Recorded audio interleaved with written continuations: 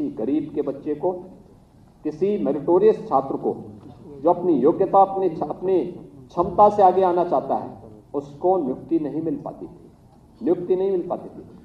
नियुक्ति बैकडोर से होती थी, सूची जारी होती थी, अलग अलग लोगों के परिवार के अलग अलग लोगों की सूची अलग जाती थी और फिर उन्हीं लोगों का सिलेक्शन होता था, बाकी लोग देखते रह जाते थे। युवा आत्महत्या करने के लिए मजबूर होता था। इस प्रक्रिया को पूरी सख्ती के साथ रोका गया। जो भी इस प्रकार की बेईमानी में लिप्त थे उनके खिलाफ कार्रवाई की गई।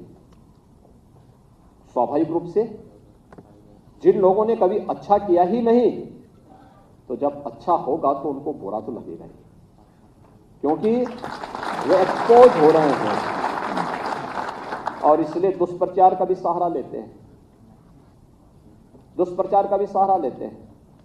तमाम दुष्प्रचार करेंगे, तमाम प्रकार के अनर्गल प्रलाप करेंगे।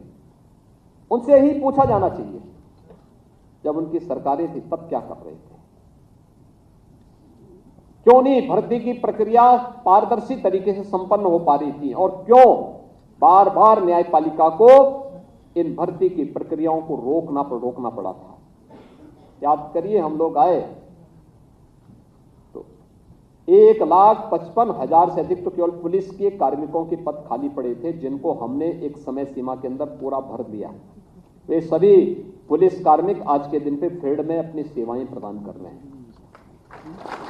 1,64,000 शिक्षकों की भर्ती बेसिक, माध्यमिक और उच्च शिक्षा में हम लोगों ने संपन्न की। क्यों नहीं भर्तियां 17 के पहले संपन्न हो गई?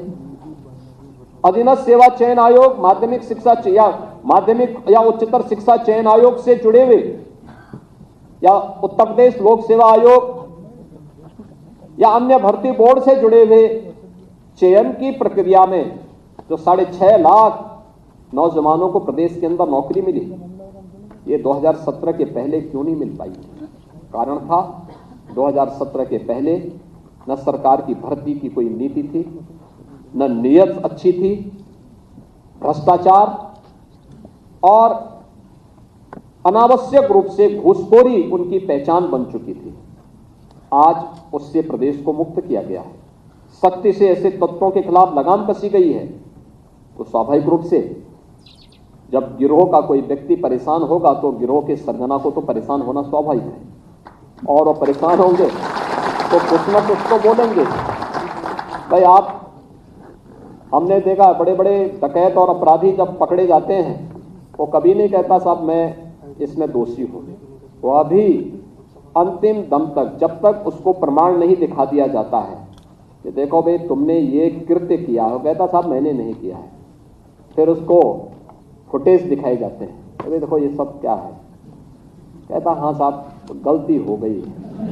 तो यही कहते हैं, ये वही लोग हैं जो गलती करते हैं स्वीकार नहीं करेंगे, लेकिन इनको इनके फुटेज दिखाने पड़ते हैं, बताने पड़ते हैं और फिर इनको एहसास कराना पड़ता है तुमने गलती की है और इसलिए प्रदेश की जनता बार बार तुम्हें ठुकरा रही है, बार बार ठोकर मार रही है।